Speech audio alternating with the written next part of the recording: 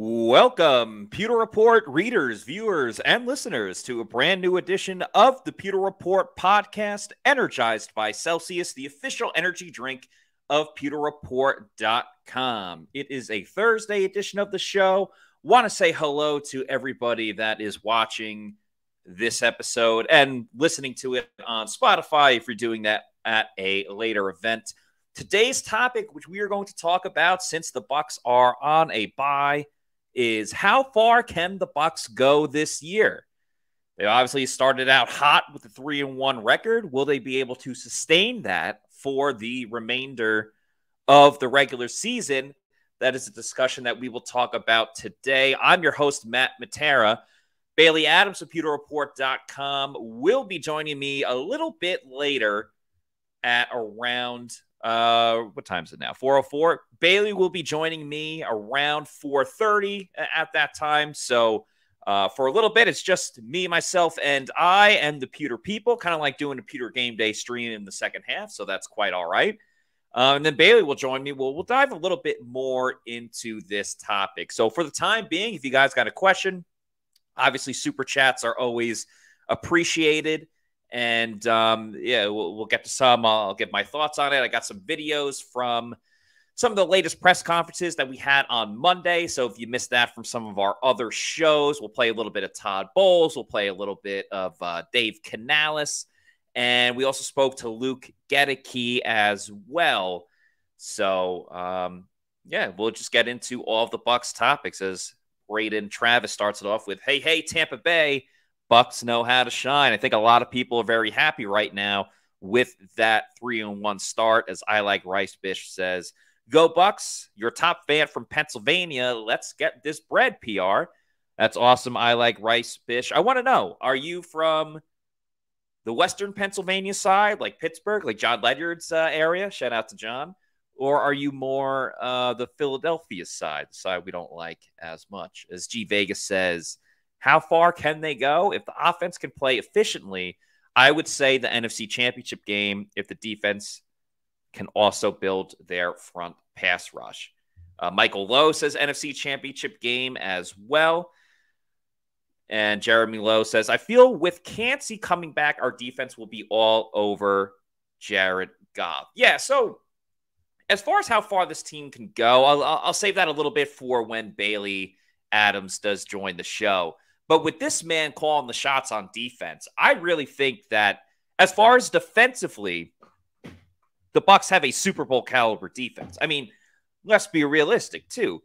The guys that they have on defense, when healthy, there is a lot of players from that Super Bowl winning team. And that was a luxury, something that Jason Light actually talked about all the way back at the NFL Combine, where he was talking about his defense, and he said, there are a number of starters from that Super Bowl winning team in 2020 that were on their first-year contracts.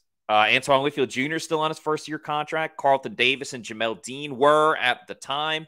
Devin White, who we've talked about a lot, is still on his first-year contract. I mean, you go across the board, you still have – not everyone's on their first-year contract. Obviously, Vita Vea got that extension, and Levante David's been a veteran in the league. But if I were to count it up, if you go across the defensive line, you got, as far as starters, Vita Vea from the 2020 Super Bowl team still on this defense. You got Vita, you got Shaq Barrett, that's 2 along the defensive line. Then you got Devin and Levante, that's 4 right there. Again, all from the Super Bowl winning team. Then you have Carlton, Jamel, and Antoine Winfield Jr. We're talking about 7 of 11 spots on this defense are still the same guys that were on the Super Bowl winning team from a couple of seasons ago. Granted, there's going to be changes year in and year out.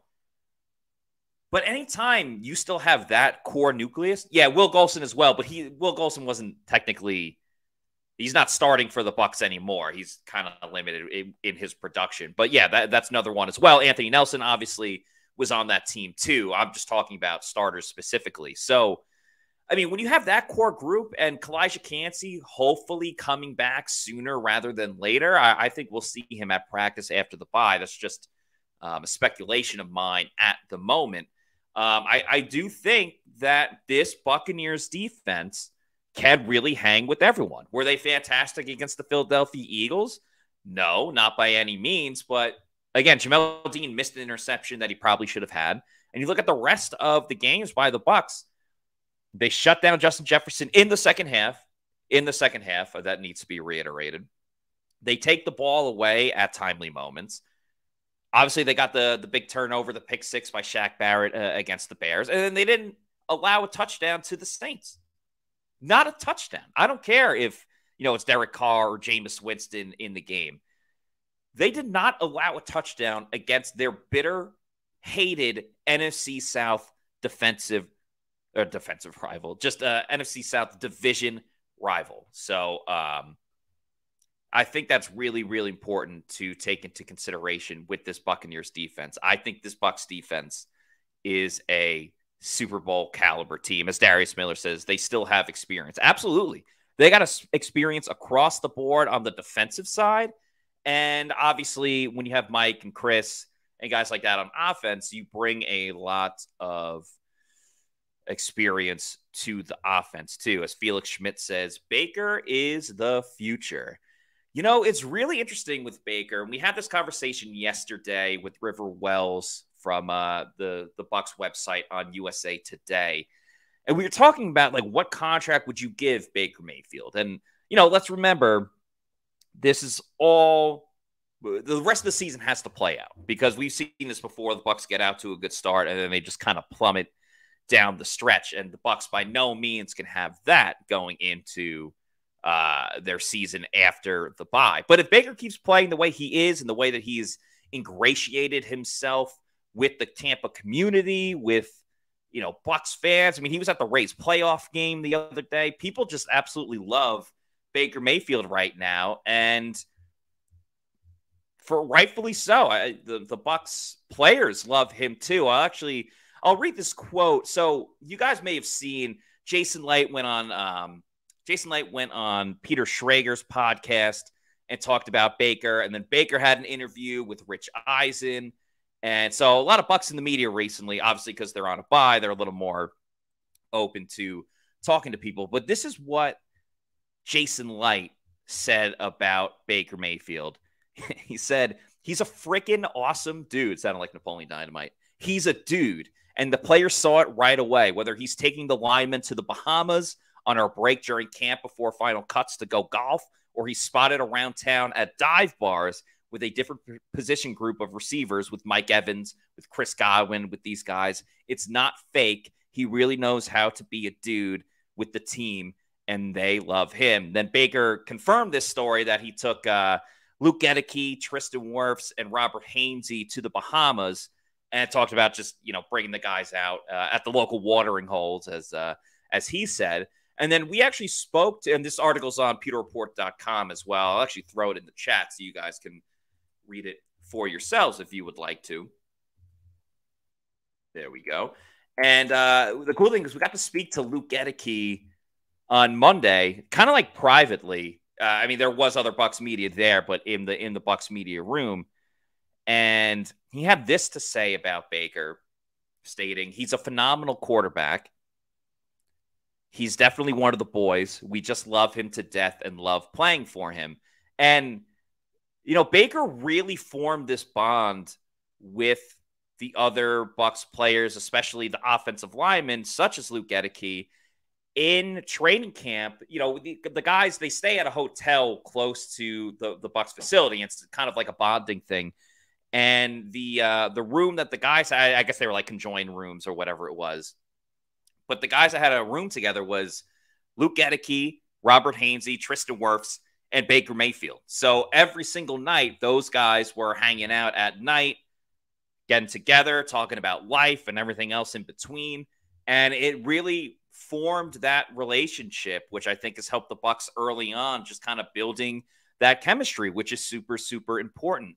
And then another thing, and Pewter Report, we've talked about this a lot, is even at practice, Baker is, when he's warming up, he's chilling with the defensive lineman, stretching with Vita Vea, just talking with everybody else there. Excuse me, my hair looks disgusting right now. Well, with the hat and the hair, got the hat hair going. But Gedeke, just speaking to Baker getting along with everyone, whether it's offense or defense, says that's just huge to players when they see that, talking about stretching, warming up with the other side of the football. Just a quarterback that doesn't think he's above other people. With that being said, I feel like the offense and defense, a lot of times it's like, oh, I can't talk to them because they're on the offense, especially during camp. But Baker, he's an all-around team guy, which I love that about him. He's friends with everyone in the locker room, and we're all just really close.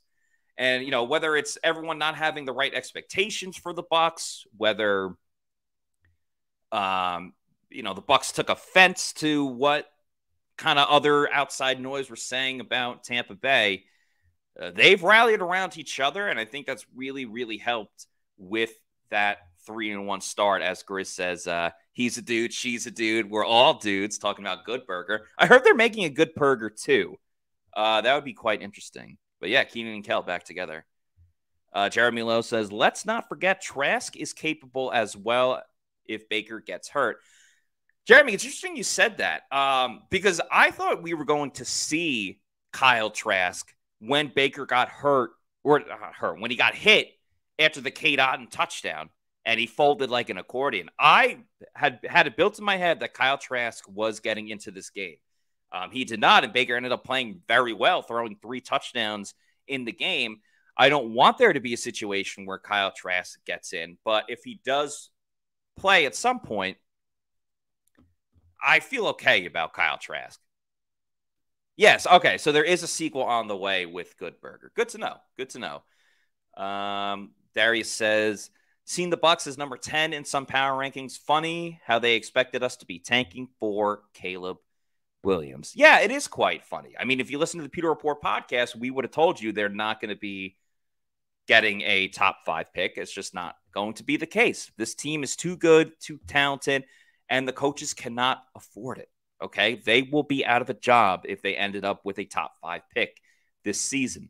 G Vegas says the Detroit game after the bye will be huge. I just hope the Bucs didn't rest on their laurels coming out of the bye. They can't buy into their hype. I think that's a great point, and I don't think they will buy into the hype because, they all, and it's kind of everything I just said with they're rallying around each other. It's unified, all that good stuff.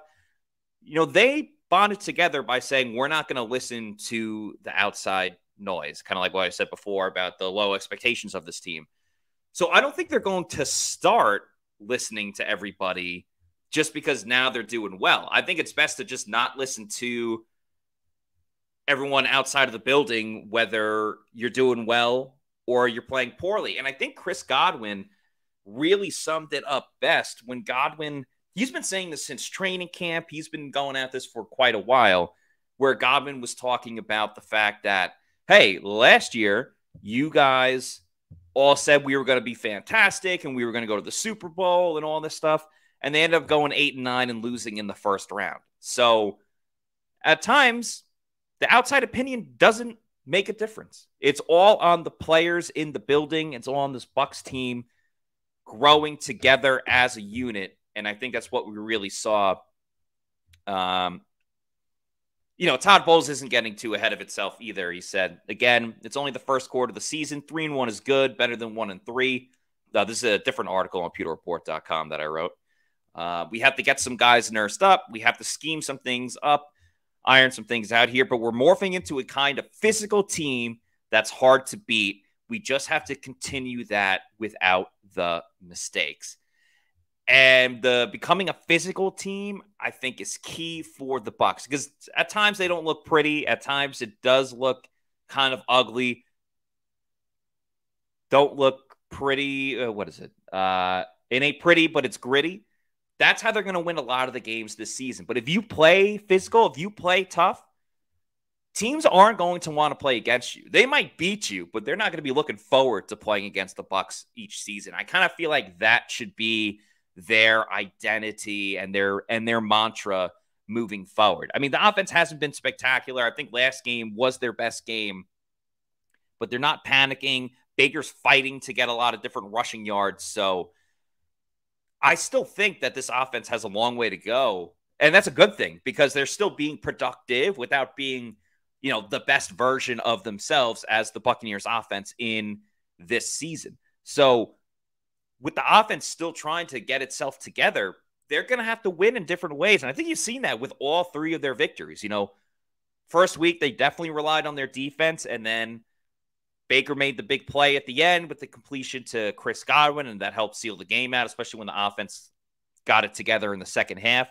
The Bears game, they were, the defense has really won it for every single game, but different big moments. Whether, the big one against the Bears obviously was the Shaq pick 6, and then Christian Izzy getting another interception after that. And then this last one was the Bucs offense kind of putting it away at the end, never allowing the Saints to even think that they could take the lead in this one. Because remember, at times the Bucs had an 8-point lead, so all the Saints could do was really just tie the game up, and they never even got close to that. So just play physical, play tough, and they can hang with everyone. I think that should be the thought process for the Bucs moving forward, as Michael Law says. Bye week came at a good time with the injuries. Yeah, it did. Now, I've spoken to some players who aren't a fan of it because of the fact that after this, then you're playing however many games it is a row. It is in a row, like 10, 12 games in a row, whatever it is. So they did get the injury bug pretty early. And when you have Kalijah Cansey coming back, which will be super important, Mike Evans missing the second half of the game against the Saints, just allowing him to rest up so he doesn't have to miss any time, I think is really, really crucial. Jamel Dean being fully healthy, I think, makes a big difference. So I would agree it comes at the right time. I'm an advocate of having a later bye week. I would also prefer if the NFL just had 2 bye weeks because you added that extra game. So I think a lot of the players would really appreciate that. But in the meantime, let's get to a couple of videos from Monday and earlier this week of Todd Bowles kind of talking about this team. We'll get into Dave Canales as well, but we'll save him for the main event because everybody loves Dave Canales, and I think it's most important to start off with the head coach. So first, we'll hear from Todd Bowles about the identity of this Bucs team. Has he found that identity just yet? Seen an identity emerge on offense or defense where you're getting a sense of who the 2023 Buccaneers will be? We're close. We're not there yet. I figure 1 or 2 more games, hopefully, with the bye week. Once you get everybody back and we have a chance to blend everybody in, we'll get a chance to see that.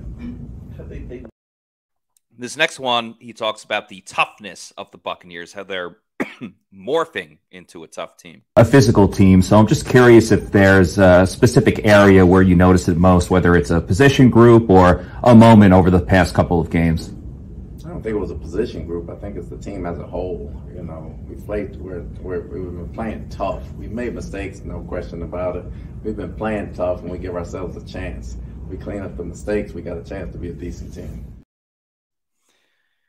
Where was it? Long Lost Glazer says all bye weeks should be 9 through 12, 8 teams each week, so it's as balanced as possible. Yeah, that would take a lot of games off the docket, though. If you have 8 teams not playing, and NFL is about money at the end of the day. I also wish, this is just a side tangent, but I also wish that the way the NFL loads it up, it's very 1 o'clock heavy, and then they leave like only 2 or 3 games for the 4 o'clock games. And I get why they do it, but it is frustrating because you just want more football. Like, I'd rather them even it out and have it 5-5, 7-7, whatever it is. Because if you only have like 2 afternoon games, if one of those games is a blowout, that absolutely sucks. And then you're kind of just waiting around for the night game, as they say, waiting all day for Sunday night. So I would like to see a little more of a balance between 1 o'clock games and 4 o'clock games. Funny enough, the Bucs and the Lions game got flexed to a 4:25 start, maybe 4:05, but they got switched to the 4 o'clock start. So I'm happy that everybody is going to get to see the Bucs creamsicle jerseys nationally. I think that is awesome. And when you have 2 3-1 teams going against each other, that makes it super fun. Got another comment from, where did it go? Something about Canales. Yeah, Nirav Patel says, Canales' play calling on a handful of drives against the Saints was refreshing. You can see they're slowly starting to gel. Drive with the eye candy, including a Godwin throw, was hella fun to watch. You know who really loved it? Was Todd Bowles. Man, I love it. It's important to keep teams off balance when you got them on the run. You don't want to do the same things over and over again. It keeps everybody interested. Everybody can touch the ball on offense. Makes everybody want to play harder, play faster, and it's motivational. And, you know, he did a heck of a job calling it. Yeah, I think that's the key. Is it's motivational. It kind of sparks something in the group. Not that there's always going to be a lull, but sometimes you get a little more juiced up when there's a big play. I think Dave Canales described it as stimulating because he spoke about it as well, just throwing different things at the Saints in that last game. Yeah, I mean, it's fun for sure. You know, to that point, you know, the guys do enjoy that. You know, as long as they're a part of the play, because again, that's a lot of mileage, you know, for if we aren't giving them, you know, an opportunity for the ball.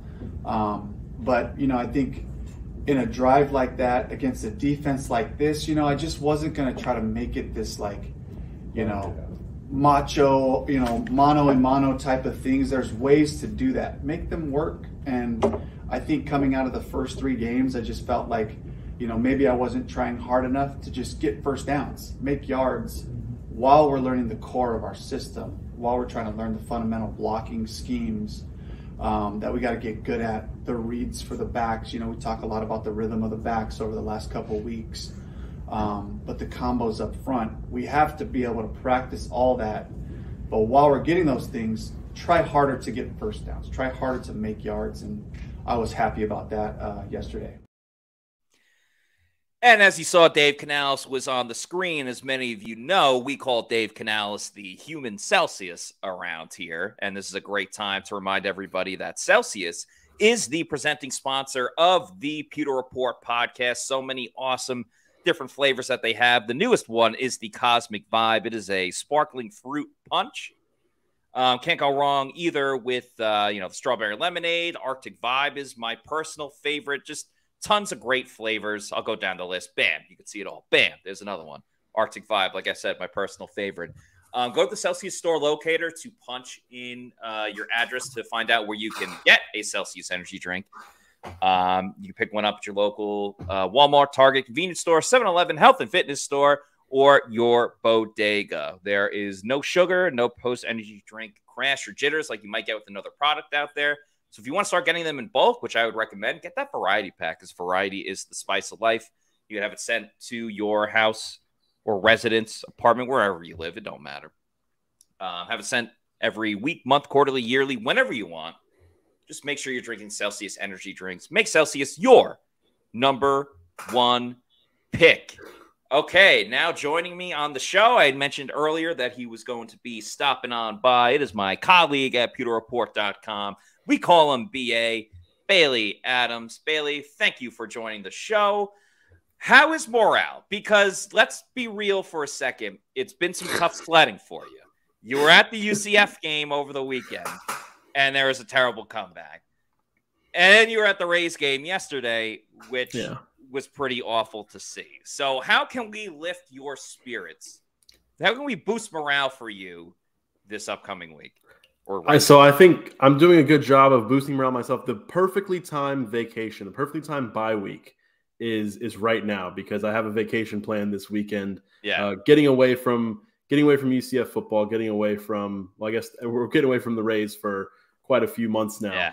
But no, I mean, I'm doing all right. I'm looking forward to my vacation. I even thought about making my entrance there with a slight bodega with a whisper, as G Vegas said. But I'll leave that to Scott. I almost just kind of cut in with a bodega, but Scott, no one can do it like Scott. So how's it going, Nathan? Yeah, Nathan, #1 fan of pewterreport.com. All right, Bailey. At least the Bucs can kind of up the spirits of everybody right now with this 3-1 start. We'll talk a little bit about where we think this team can go this season. But so far through 5 weeks, 4 games, just tell me something that you've liked about this team, how they're gelling, or something in particular that you have your eye on that's like, hey, these guys are doing things. just feel like this team is gritty. I like the grit of this team, and like Todd Bowles kind of said, they're playing physical. That they haven't developed the identity that they want yet, but they're getting close. And I think we've seen some of it. We've seen some of this team built in almost in Todd Bowles' image in terms of the way he likes to play, the style that he has. I think Dave Canales complements him perfectly in terms of, and I think in terms of philosophy, but also in terms of kind of just personality. Todd Bowles is more laid back. Dave Canales is, he'll talk to you for a while. And I really enjoy, I think listening to Dave Canales explain almost anything. I'd be happy to listen to him for whatever. But I think it's nice to see that the Bucs have kind of just come out and they're a physical, gritty team. They have kind of an us against the world mentality. And I think a lot of that comes from, I don't think it's all Baker Mayfield, but I think it's sort of a Baker Mayfield thing that he's kind of infused into this team as well. Yeah, I think it's a combination of things. I mean, the unwavering positivity of Dave Canales, I think, has really hit the Bucs in a great way. And Baker, I mean, we all saw the stories. I talked about it a little bit earlier on the show. Like, Baker bringing the linemen to the Bahamas has been great. I mean, Jason Light is doing jumping jacks for him, being like, he's a freaking great dude, like all this stuff. And then he's taking the wide receivers to dive bars. Like, that's just cool stuff, man. That's just like, that's going to make you bond with these players. And then to your point about Canales and Todd, it's quite interesting because I wouldn't call it like a good cop, bad cop type of like thing. Because I don't like Todd Bowles isn't like a rule with an iron fist type of guy. Like, he very much, it's almost like the sarcasm. It's like the poke fun at you sarcasm versus the pat on the back. It's all going to be okay type of difference between Todd and Dave. But I think what's really forged this team together, besides the fact that like you're 3-1 and winning cures a lot of things, is that the grittiness is on point, as you mentioned, but they're showing up big in the clutch moments. Like, whether it was week 1, Baker like runs for the first down and then he hits Godwin and they close out the game. The other team doesn't get the ball back. Or Shaq Barrett gets the pick 6 against the Bears. Bam, that's the game. Or even last week, getting the big turnover, getting the big stop on downs, getting the touchdown to Tompkins. Game is done. They are closing teams out. They are getting big plays on 3rd and 4th down.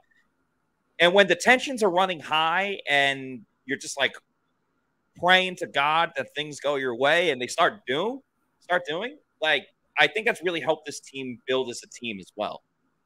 Yeah, I think so. And it's almost a weird contrast to last year because things just kind of seemed off all year last year. And I think anytime the Bucs got into a close game, it just kind of felt like, even though you had Tom Brady as your quarterback, they lost a lot of close games. I think the one in Pittsburgh was a 2-point game. Mm-hmm. I'm trying to remember. I think the Ravens game ended up being a closer game than it actually was. The score looked closer than it was. But there were a few games last year that they lost that, flip those results and it feels like a lot of a different year. Same thing's going on this year. It's just they're falling in the Bucs' favor and they're finding ways to win late. Whether, like you mentioned earlier, it was the Vikings game. It was they needed to run out the clock after they kicked a long field goal. They got the ball back. They got to stop. Then they got the ball back and they drained the clock. Didn't even give the ball back to Minnesota.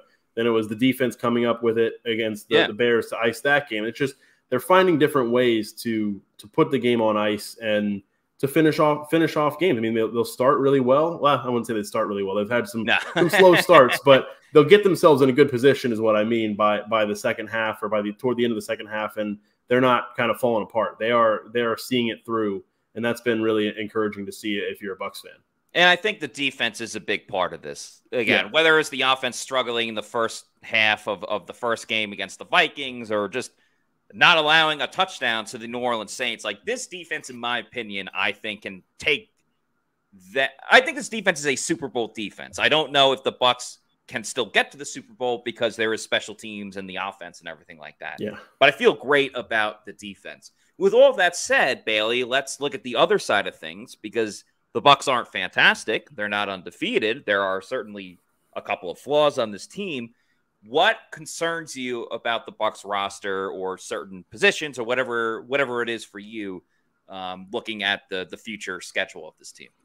I'm trying to think and looking. I guess the one game that stands out as the outlier so far has been the Eagles game where they lost, and it was a closer game than I think. The score was closer than it was, kind of like the Ravens game last year. But but there was a lot you could see that got exposed in that game. I think just going up against an elite level team, I don't think they're there yet, and there's just a lot of reasons for it. I think in some cases it's depth. They lost some corners and they've lost some guys this year and don't quite have, without Kalijah Kancey, they haven't gotten after the quarterback super well. At times they've gotten after the quarterback, but they haven't had the pass rush that they really need. Then there's that, and then there's, I think the injury situations are going to be something to continue to watch, because I don't think they have the best depth. I don't think they have Super Bowl depth or even deep playoff run depth. And I do worry a little bit just about some of the things you're seeing on offense, not in terms of the scheme, not in terms of really even the way things are going. It's just, I think the tight ends have been a little disappointing this year.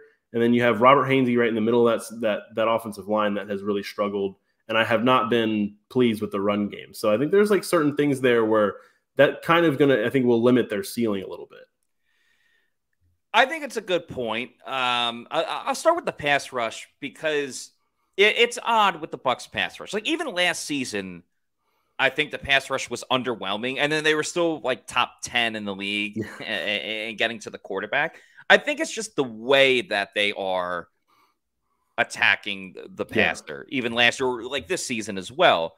Like, yes, you'll love it when Antoine Winfield Jr. blitzes off the edge, but come crunch time or against better teams, the more tape there is saying, oh, they love to bring Antoine Winfield Jr. off of the edge on these situations, in this type of look, and all those things, where teams will start accounting for that, and they'll make sure that they pick it up. And you look at the numbers, like Vita Vea once again leads the team in sacks. Antoine Winfield Jr. is tied for second with the team in sacks. Also tied for second in sacks for the Bucs is Joe Tryon-Shoyinka, and that all came in a stat padding type of game against the Bears, where you should clobber them, or you should take advantage of, literally the worst team in the league that will be playing in primetime tonight on Thursday Night Football, if everyone wants to check it out. So that definitely is a concern. And Todd Bowles said after the last game that the outside linebackers are doing their job. He credited the Saints for getting rid of the ball fairly quickly, which I don't know how much I buy. I think the Saints are a little bit of a quicker release of the football type of team. But again, Vita Vea had a sack, and Antoine Winfield Jr. had a sack. And Yaya made the nice play, but the outside linebacker production does concern me moving forward. I would almost like to see a little bit more of Yaya Diaby at outside linebacker, because it seems like, he made the big play. Anthony Nelson seems to always pop up in big moments. That does concern me. Outside of that, though, nothing on the defense makes me worry too. Like, injuries are going to happen no matter what. I feel really good about Zion McCollum if he has to play for a much longer time. But that run game, how much do you put on the offensive line of Tampa Bay, and how much do you put on Rachaad White, I guess Keyshawn Vaughn? He only played in one game, and Sean Tucker. I think I don't know if I want to do percentages, but I think it's fairly even. I don't think they've run. I don't think they've run blocked super well. I don't think the lanes have always been there. But I think that's kind of to be expected because of it being a new scheme and kind of going to the wide zone and all that. All that comes with that. It's only been 4 games, and they've only been together as an offensive line. I guess they played some in the preseason, but really not much. And then these 4 games. So I think there's still some of that. There's some growing pains there. But with Rachaad White, he hasn't been hitting the holes, and Todd Bowles even said that he hasn't been finding the lanes, and he's kind of been dancing a little too much. We haven't seen a ton of explosiveness from him, and I don't think he's ever been the most explosive running back to begin with. But we're just not seeing a ton from your RB1 there. And then I think the depth behind him, and I don't want to be too harsh on Tucker because he hasn't played a ton and he hasn't even really gotten much of a chance. But Keyshawn Vaughn does nothing to inspire anything or anyone. So you're already looking like if Rachaad White's not getting it going, you don't even feel like you have somebody that you can turn to and say, all right, let's see how he takes it. Like if he gets hot, you'll see that. I think Tucker, they probably want Tucker to be that guy, but he hasn't been yet. And I don't think Vaughn's that guy. So it's a little bit of both, but it's just, it's been weird so far. It's kind of just been like it's been disjointed. And I think maybe some of that is the scheme. Maybe that's the scheme and they getting used to that, but it hasn't always been there. I think that's disjointed, I think is a proper word for it. As Adam Davies says, the timing looks off on the run game. He's never hitting any holes at full speed. And a lot of this offense is timing. The first thing that popped in my head, it actually wasn't a run play with a running back, but they had Rakim Jarrett in motion. And this was last game against the Saints. He also got a handoff against the Vikings in week 1. Mm-hmm. And so Jarrett's in motion and the snap is like a little bit high. So Baker kind of has to like jump and reach after it, come down, and then Jarrett's already in motion, so he kind of had to like stop and then get the handoff. But that's very much like a timing play. And he only ended up getting, I think, like 2 yards out of that. And you wonder if it's a proper snap, does he get 5 or 6 on the play? And I don't think it comes as a surprise going back to Rachaad White and those guys. Like Rachaad White ran pretty well against the Saints when he was going to the outside. And we're talking about Tristan Wirfs having a fantastic season and Luke Gedeke having a fantastic season. So does it shock anyone that the Bucs are running their best going to the outside, even if it's an end around with Devin Tompkins? No, not necessarily. And then the problem that concerns me about the interior rushing game, it's not like Rachaad will get the ball and, he gets a little push and he gets like 2 yards. He's getting tackled in the backfield for like -3 yards and -4 yards and things of that nature. And that concerns me a lot because short yardage was a nightmare last season for the Bucs. This season, it's been way, way better. But there was even an opportunity in the second half. Keyshawn Vaughn, a 3rd and 1, and they couldn't get it. And then even when the game was done, they had a 3rd and 1. After the Bucs defense stopped them on 4th down, and you got the ball at like the 10, they could have like really, hammered it home and scored another touchdown, but they got stopped on 3rd and 1. Granted, everyone knew they were going to run the ball. They weren't going to risk it. But that could come back to bite them later on in the season. Yeah, and I wonder really like how you fix that or how you go about changing anything with that, because I know it's one of those things where if it's the running backs, there's really not much you can do to fix. And I don't know if they're really like closer or even thinking about making any changes in terms of the interior of the offensive line. I think Filer's probably locked in at guard, and I don't think they'll pull. I don't think Malk has been egregiously bad enough for them to pull the plug there. He's a rookie, and they're kind of letting him get through his growing pains. So it's one of those things where I don't think there's much they can do personnel wise to change this. It's just kind of, are they going to be able to? Yeah, it is. Is it growing pains, or is it something like, all right, this isn't working, and we're just going to have to make do with what we have until we can fix this in the offseason? I don't really know which one it's going to be. Right. It's kind of like you just kind of have to wait it out until the flip is switched, essentially. And like even for Cody Mauch, I think Cody Mauch has played at this point of his career as a rookie at guard compared to Luke Gedeke last season at his point of his career playing guard. I think Cody Mauch has played better than the 2022 Luke Gedeke. Now, obviously, this year's Luke Gedeke is fantastic, going back to his, position.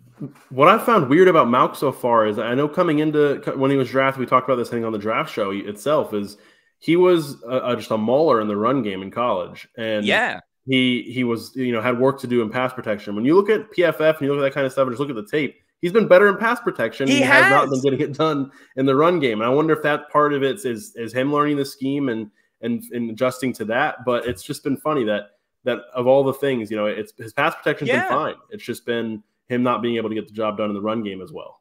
The Bucs were ranked 2nd in pass blocking this week. Out of everybody in week 4, they were ranked 2nd. They take like the 2 top offensive line grading. One of them is PFF. I forgot what the other one is, but yeah, I mean, you saw it on display with that Devin Tompkins touchdown. Baker Mayfield had all day to throw, which was fantastic. We got a $5 super chat from Meets McGee. Thank you very much, Meets McGee, who says, I got a feeling Sneak, talking about Keyshawn Vaughn, Sneak will get cut when Chase Edmonds comes off of IR. That could be the reason for the extended look. So that's interesting. I think when Chase Edmonds, whenever he gets back, will immediately be RB2. Like, he kind of looks the fastest out of all the running backs right now. In the brief moment that he got to play against Chicago, and I think he just understands the game way more than a lot of the guys at his position, and he's been there for a while in the league, not with the Bucs, obviously. I don't necessarily know if that means they would cut Keyshawn Vaughn. There's not really a reason to. They would just keep having him as inactive each week. Now, granted, like, if someone else gets injured and they need to call someone up from the practice squad and they need to cut someone else and they're not going to put the injured guy on IR, then Keyshawn Vaughn might be the first guy to go. But honestly, I thought he was fine for what he did. I mean, his carries were not good. He averaged like 1.8 yards per attempt. But I don't know. There's nothing about Keyshawn Vaughn on Sunday that was like, oh, what is he doing? All this different stuff. I think sometimes Keyshawn Vaughn has just been a victim of the circumstance. Yeah, and I don't think he's done anything like, and it's not like he's done anything awful. Like you said, it's just he hasn't done anything great. So it's like he's just kind of there. And I feel like I think you're right. Is if he's a guy that he could be guy on the chopping block. Like if it's like, all right, we need to bring somebody in and all right, we need to let someone go. I think if you're numbering the roster 1 to 53, I think he's close to 53. But I don't think like when Edmonds comes back, I think you probably see Vaughn just go back to being running back 4 and being an inactive. I don't think they get in a situation really where they'd want to cut him. Every time you hear Dave Canales talk about him, he just always seems to have, and I know Canales is a guy that's gonna, I think, build up his players when he gets the chance, but he loves talking about sneak, and he loves just calling him sneak. He loves everything about it. So I feel like he either is just kind of trying to give him something to hang on to and push forward from, or he really does see something there. But yeah, I don't know that it's really a thing where as soon as this move gets made, when Edmonds comes back, if Vaughn's the guy to go, I don't know about that. We actually do have video of Dave Canales talking about Keyshawn Vaughn, so let's let the OC speak for himself. The number 2 back instead of Sean Tucker, and it looked like, for a minute there, like he was going to get as many opportunities as Rashad did. Yeah, playing, who's been around playing against the Saints longer than Sneak, as far as in the backfield goes. So he's got the experience. This is a really good defense. They do a lot of cool things, whether it's first, second, or third down in some of the packaging. And we felt like Sneak gave us the best opportunity that if they did do something exotic, he would have the eyes that has seen it. If they did something in the run game, he'd be able to find his way through those things. And I thought he did a great job, in the role that he played. Whether it was a big third down conversion. Yeah, you got the point there. And depending on like who you want to bring in or what you want to bring in, I know what I would like to bring in is a boatload of cash by betting with mybookie.ag. Use that promo code Pewter, get a first deposit bonus all the way up to $200 and as low as $45. Signing up with Pewter, Pewter. There's so many different sports to bet on right now. Obviously, football is king. You have hockey coming up soon. See, you got the Lightning coming up soon, Bailey. Oh, wait, the goalie's out for the first 2 months, right? Yeah. But you got hockey coming up. The NBA. Tampa doesn't have an NBA team. Damn. Anyway, you got a lot of different sports to bet on. Use that promo code Pewter. That's Pewter. And then, of course, you can follow my picks at Pewter Picks and Props, which is brought to you by Underdog Fantasy. And their Pick'em game is so much fun to do. It's a great single-player game where you pick at least 2 players with their stats. You can go all the way up to 5. You choose the higher or lower on their different stats, whether it's passing yards or rushing yards, whatever it is. And you can win all the way up to 20 times your money in a single night, depending on all the different picks you make. So check out Underdog Fantasy. Use that promo code Pewter, Pewter, get a deposit bonus. And consider using the insurance as well, because if you use that insurance, say you make 5 picks and you hit 4 out of the 5 with the insurance, you'd end up winning money. Without the insurance, you don't. But go to Underdog Fantasy, use that promo code Pewter, Pewter. My show, Pewter Picks and Props, where I pick the spread and the over-under along with player props in the Bucs game. It's still coming out tomorrow. The Bucs don't have a game, but I also make some picks around the NFL. And I have 5 picks that I will be letting everybody know about on tomorrow's show, Pewter Picks and Props. So keep on the lookout. I gotta say, Matty Diamonds has been hot to start this season. Yeah. I may be. I'm not sure how much NFL I get to watch on Sunday. I'm on vacation, but I may tune into some Pewter picks and props, set those bets, and then just reap the benefits whenever I'm able to check the scores. But yeah, I might set some bets and then see how they play out. But I gotta give it up for Matty Diamonds. So thank you very much. Shout out Paul, Florida Dreamhouse, who came up with the Matty Diamonds nickname. It's been working well. I like it. I appreciate it. Yeah, I'm at 18 wins right now. I believe I'm 18, 11, and 1. So pretty good to start off the season. 7-1 with my Bucs picks. And I'm I think I'm like 12-3 with my player props. So I have been winning. I plan on continuing to win. So, yeah, stay tuned for that tomorrow. Thank you very much for the kind words.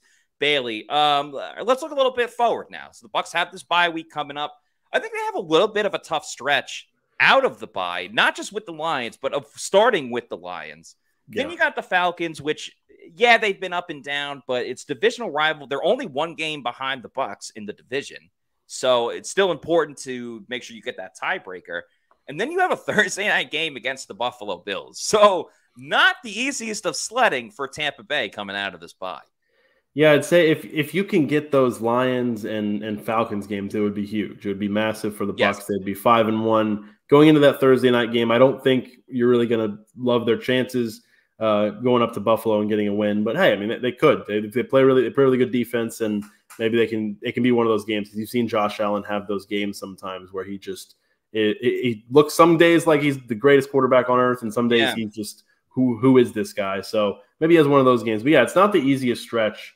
But I think what will help is, especially if they can get 2 out of 3, what will help is that little mini bye after that Bills game, because then they go into Houston, Tennessee, a little bit more manageable 2-game stretch before going out west. So, yeah, I mean, they've got some tough teams on this schedule, and I think that could present some problems and might limit their win ceiling. But I think just from the way they've started, they've got themselves some momentum, and I feel pretty good about their chances of continuing to build on it and put themselves in a position down there in the last few games of the season to come out and win the division again. Yeah, that's why, like, momentum is great, and I was curious to see how much the bye week might slow that down a little bit, but I almost feel like, in an odd way, more people have been talking about the Bucs than the past 6 months, I would say. Like, you know, you got Kay Adams talking about the Bucs. Rich Eisen every day has a new Bucs personality on, whether it's Gerald McCoy or Baker Mayfield. Peter Schrager, we just talked about having Jason Light on. So now everyone's high on the Bucs after we've been telling everybody for so long. So maybe that momentum can still ring through, especially with the Lions. Their best receiver, Amon-Ra St. Brown, has practiced for 2 days in a row. So, you know, who knows what he'll look like by next week. But even further than that, Bailey, just from what you've seen, we talked about the defense, how great they can be. I'm not going to ask you to give a prediction, but, like, how far can you see the Bucs going this season? I'd probably, when you look at the whole landscape of the NFC, I'd look at them as still. I think they're the favorites to win the NFC South, and I picked them to win the NFC South before the season started. I think I had them at 9-8, 1 game better than last year. But I think they win the division. With that comes a home playoff game. I think they're capable. It depends on the matchup they get, of course, because last year didn't go so well. But I think they're capable of winning a playoff game and getting into that divisional round. From there, I'm not so sure how much further they can go. I don't really know if they get to the NFC Championship game, as some of the commenters were saying in the chat earlier. But I think they could get to the playoffs by winning the division, and I think they could probably win a playoff game, which I think would be – I mean, you look at this team as – or some people look at this team before the season and say, oh, they're going to be a top five pick. You get to the playoffs and win a playoff game, that's a solid season. I know it's not the Super Bowl from 3 years ago, but one team can win it every year, and I don't think anyone's having any illusions that the Bucs are going to be a Super Bowl team this year. But I think they could win a playoff game as things are going right now. So it's quite interesting because while the game against the Lions is big in its own right just for the Bucs, they're playing good competition. Can they stay in the lead? I also think for the rest of the season, it is going to be an arms race between whoever wins the division in the NFC South and whoever wins the division in the NFC North, which most likely it looks like the Lions. Because if you look at the landscape of the NFC, the true blue Super Bowl contenders are the Eagles, the 49ers, and the Cowboys. Now, the Eagles and the Cowboys play in the same division. Only one of them can win that division. The other one is going to be the top wild card. And so whoever wins that division, I think you're looking at, let's just say Eagles, Cowboys, the top 2 seeds, with whoever getting the first round bye.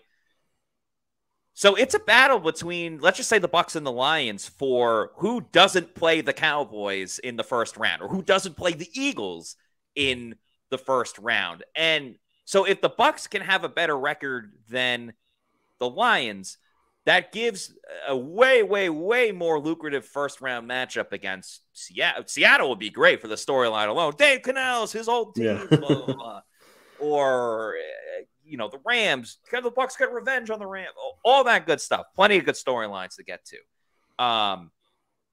But then, after that, I could see them winning that game. But then you're talking about a divisional game, probably going to Philly or San Fran. I think that's going to be extremely tough. Now, anything can happen. Yeah. I mean, we saw with the 49ers how both of their quarterbacks got injured and Christian McCaffrey ended up being the de facto quarterback. So anything can happen. But I think divisional round is probably the best. Maybe they, again, the playoffs, sometimes weird things happen and you kind of get hot. Yeah, you got to get hot. So I'm not willing to say NFC Championship game, but I think divisional round, I agree with you, is probably the best case. Yeah, and you make a great point about wanting to be that 3 seed. I mean, if you win you want to win the division, regardless if you make the playoffs, that'd be great. But you want to be that 3 seed so that you can avoid the top wild card, because it's going to be a tough matchup regardless of whether it's Dallas or Philadelphia. But I do think that with the way things are going for the Bucs right now, like their defense is playing at a level that they can make a run. And the offense is, if the offense, I think they've been good so far. They've been solid so far.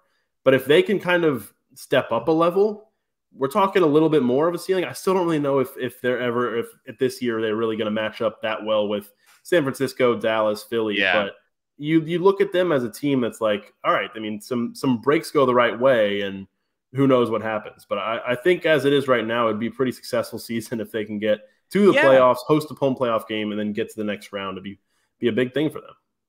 And that's something that Scott and I talked about recently. I want to say last week where, the Bucs aren't Super Bowl contenders this season, but that doesn't mean that this season is a throwaway by any means. Because if you get to the divisional round, that tells you a couple of things of 1, this team can be successful with Baker Mayfield.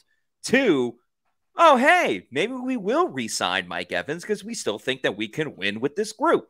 So there are a lot of different questions that can be answered with this year's team that still makes this season very, very important for the long haul for this team. And it reflects well on Todd Bowles. I mean, I know some people coming into the season had questions about Todd Bowles. If they make the playoffs and win a playoff game and have a better record than they did last year, I don't think as many people are going to be on the fire Bowles train as there were after 1 year. And so I think it would be a huge thing personally for him and for his career. So yeah, there's plenty of answers that they can get by just going out there and playing. I don't think too many teams, with the exception of maybe a few, are really going to go out there and tank the way people were expecting them to tank for Caleb Williams. But this is a thing that they can make a nice little run and kind of give themselves something to build on and give themselves some answers to see, all right, here's how we're going to reset the team going forward so we can maybe make another run toward a deeper playoff run. People love to see the Bucs winning, and it's also important if you win when it comes to your home buying experience, and that's why there's nobody better to work with than Eric Gross and the Eric Gross Realty Group. Eric is a huge, huge Bucs fan. We've had him on the show twice already. He's been in the chat for plenty of episodes as well. And he knows how important it is with buying homes. I mean, it's one of the most important decisions you'll ever make in your life. So, he treats him and his company, his wife's heavily involved. Him and his wife work together all the time, and he's got coworkers all throughout the country as well, which is super important. They know how important it is. It's not just a big decision, but obviously a lot of families are buying these homes. So Eric and his wife make sure that they have their own family. So they have been through this experience. So they want to help out those people as much as possible. If you want to learn more about Eric Gross Group and the company, go to www.housesinfla.com. They could help you purchase your dream home. They could also help you sell your home if you're moving out of the state of Florida. Sometimes life gets in the way and you have to leave this beautiful state, but that's okay. So go to the Eric Gross Group, www.housesinfla.com. Even if you just want to talk Buccaneers with him, he's happy to do that as well. And speaking of Eric Gross Group Realty and the Buccaneers, you have a chance to win a free creamsicle jersey. All you have to do is go to the Eric Gross Group Realty Facebook page, like their page, and comment on one of their posts. You can literally say anything. Go Bucs. Bucs are going to win the Super Bowl. Screw the Lions. You can write Pewter Report if you want. Go Bucs, Pewter Report, all that type of stuff. And they will be picking a winner on October 14th. Someone will be lucky enough to get a free creamsicle jersey. They'll reach out to you so you can give them your size. You choose what player you want, whether it's Mike Evans, Vita Vea, Yaya Diaby. I saw someone saying that. It's absolutely free. All you have to do is just go to their Facebook page, Eric Gross Group Realty, like their page, and then comment literally anything. But I prefer if it's Bucs related or Pewter Report or something like that. So why not win a free creamsicle jersey with the Eric Gross Realty Group, the official realty group of pewterreport.com. Shoot, I want to win one. Exactly. Hey, you never know. You never know. Yeah. Saw a comment about trading for Chase Claypool. No thanks. I would emphatically say no. I mean, we just talked about how they've built all this great chemistry. Do you want to bring in a guy that reportedly is having issues in the locker room, and there's visible tape of him just dogging it out there and not trying hard and being a terrible blocker? I understand that right now the offense is very Mike Evans and Chris Godwin heavy. But, I mean, Trey Palmer's a rookie that has 2 touchdowns in 4 games. Devin Tompkins had his best game of the season. I think you got to ride with that, no? Yeah, absolutely. I think if you want to look to bring in some help, maybe, sure, but if not in the form of Chase Claypool. I just think you keep him as far away from the facility as you can. I mean, he was already close enough, I think, when the Bears came to town a few weeks ago, but I don't think he needs to make a return trip to Tampa. Just saw some recent news, Bailey. Curious to get your reaction about this. Bad Bunny is going to be hosting and performing on an SNL show soon enough. Your reactions? I did see that come through. I'm not a big. I haven't really watched SNL a ton in my lifetime. Maybe I'll tune in for this one. So I might be the target audience for this. They want to draw in some new viewers. They might have gotten me. Yeah, I don't typically watch it as much anymore, really ever, but I will be watching that one. Tom Brady has hosted before. Travis Kelce has too. Who else? Joe Montana back in the day. Peyton Manning has. I think Eli has. J.J. Watt did recently. So, yeah, they've got one as well. Last question before we close out the show. Someone was talking about Keith Armstrong. Special teams have been better. It's been better. They did well against the Saints, so I don't think Keith Armstrong should be going anywhere just yet. What do you think? Yeah, I mean, I think the coverage units have had some lapses here and there, but I think when you look overall at, I mean, they've got the guys now. I think they've got the speed. It's, and then you look at the punter, who, I mean, Camarda's been great, and you look at McLaughlin, who's been fantastic. So, yeah, I mean, I think in terms of that, you're probably safe, but some things to clean up on the coverage units. But when is there not? Definitely. Exactly. All right. This has been a great show. That's going to do it for us this afternoon. It's going to be the last show of the week as well, with the Bucs having a bye. So please follow us on all of our social media on X, Instagram, Threads, and Facebook at Pewter Report, and our YouTube channel is Pewter Report TV. Please like and subscribe to this channel. Help us grow our YouTube page. Please do so. So that's going to do it for us. Everyone enjoy the football. For Bailey Adams, I'm Matt Matera saying thanks, everybody, for watching. Have a great weekend, and we will see you on Monday for another edition of the Pewter Report podcast. Check out Pewter Picks and Props tomorrow. Peace out. Out.